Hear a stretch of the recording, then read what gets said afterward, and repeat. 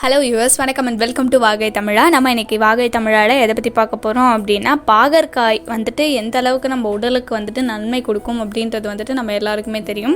So பாகற்காயோட இலை இருக்கு இல்லையா, இலையும் நம்ம உடலுக்கு பல வகையான நன்மைகளை கொடுக்கு. அதெல்லாம் என்னென்ன அப்படின்றத பற்றி தான் ஃப்ரெண்ட்ஸ் நம்ம இந்த வீடியோவில் பார்க்க போகிறோம். வீடியோக்குள்ளே போகிறதுக்கு முன்னாடி இதுதான் நம்ம சேனலுக்கு ஃபர்ஸ்ட் டைமாக வரீங்க அப்படின்னா மறக்காமல் நம்ம வாகை தமிழா சேனலில் சப்ஸ்கிரைப் பண்ணுங்கள்.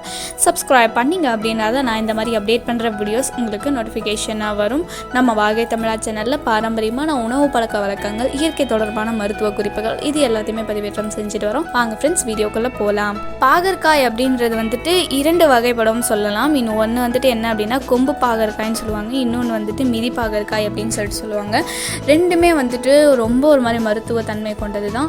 அதே மாதிரி தான் அதோட இலை அப்படின்றதும் சொல்லலாம். ஸோ இலையோட சாறு இருக்கு இல்லையா, இலையோட சாரை மட்டும் நல்லா இடித்து பிழிஞ்சு எடுத்துக்கிட்டு அதை டெய்லியும் நம்ம குடிச்சிட்டு வந்தோம், இல்லை வாரத்துக்கு ஒரு முறை குடிச்சிட்டு வந்தோம் அப்படின்னா வயிற்றில் இருக்க பூச்சிகள் எல்லாமே செத்து போகும் அப்படின்னு சொல்கிறாங்க. ஸோ வயிற்றில் பூச்சிகளாக இருக்குது, இந்த மாதிரியான ப்ராப்ளம்ஸ், வயிறு வலி, இவங்கெல்லாம் கண்டிப்பாக இதை ட்ரை பண்ணி பாருங்கள்.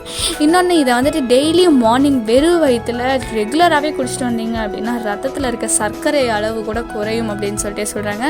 ஸோ இதுவும் கண்டிப்பாக எல்லாருமே ட்ரை பண்ணி பாருங்கள்.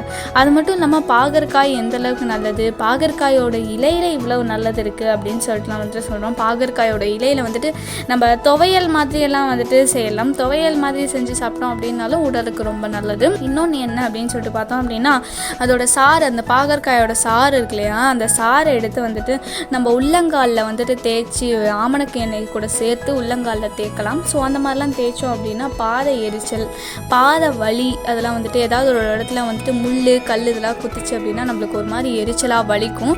ஸோ அந்த வலிக்கெல்லாம் இது நம்ம தேய்ச்சோம் அப்படின்னா கண்டிப்பாக நம்மளுக்கு ரொம்ப நல்லா சீக்கிரமாக சரியாகும் அப்படின்னு சொல்லலாம்.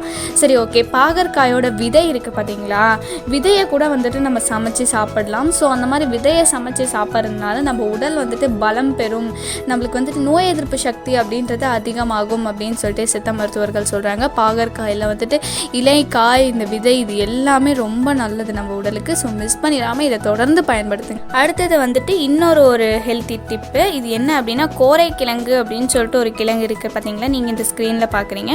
இந்த கோரை கிழங்கு அப்படின்றது நார்மலாக சந்தைகள், அதுக்கப்புறம் இந்த மாதிரி காய்கறி மார்க்கெட் இங்கேயே கிடைக்கும். ஸோ இந்த கோரை கிழங்கு அப்படின்றத வாங்கி நீங்கள் வேக வச்சு சாப்பிட்லாம். ஸோ இது உடலுக்கு ரொம்ப ரொம்ப ரொம்ப பலம் கொடுக்கும் அப்படின்னு சொல்கிறாங்க. கோரை கிழங்கு அப்படின்றத நல்லா அரைச்சி வச்சுக்கோங்க. மேலே இருக்க தோல்லாம் ஸ்லைஸ் பண்ணிட்டு நல்லா அரைச்சிக்கோங்க.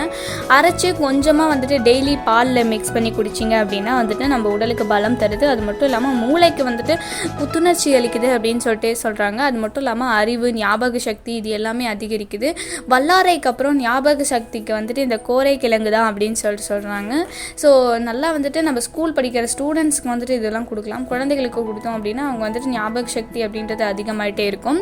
ஸோ இந்த இதையும் நீங்கள் கண்டிப்பாக மிஸ் பண்ணிடாமல் இதையும் நீங்கள் பயன்படுத்தி பலன் பெறலாம். ஓகே ஃப்ரெண்ட்ஸ், இன்றைக்கி வீடியோ இவ்வளோ தான். இதை பற்றி நீங்கள் என்ன சொல்ல விரும்புகிறீங்க அப்படின்றத கமெண்ட்டில் சொல்லிடுங்க.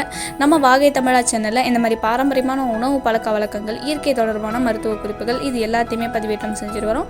நம்ம சேனலுக்கு இதை ஃபர்ஸ்ட் டைமாக வரீங்க அப்படின்னா சேனலை சப்ஸ்கிரைப் பண்ணுங்கள். சப்ஸ்கிரைப் பண்ணிங்க அப்படின்னா தான் நான் இந்த மாதிரி அப்டேட் பண்ணுற வீடியோஸ் உங்களுக்கு நோட்டிஃபிகேஷனாக வரும். ஓகே ஃப்ரெண்ட்ஸ், நீங்கள் பண்ணுற ஒவ்வொரு சப்ஸ்கிரைபும் தான் நான் அடுத்தடுத்த வீடியோஸ் போடுறதுக்கான நல்ல ஒரு மோட்டிவேஷன். தேங்க்யூ.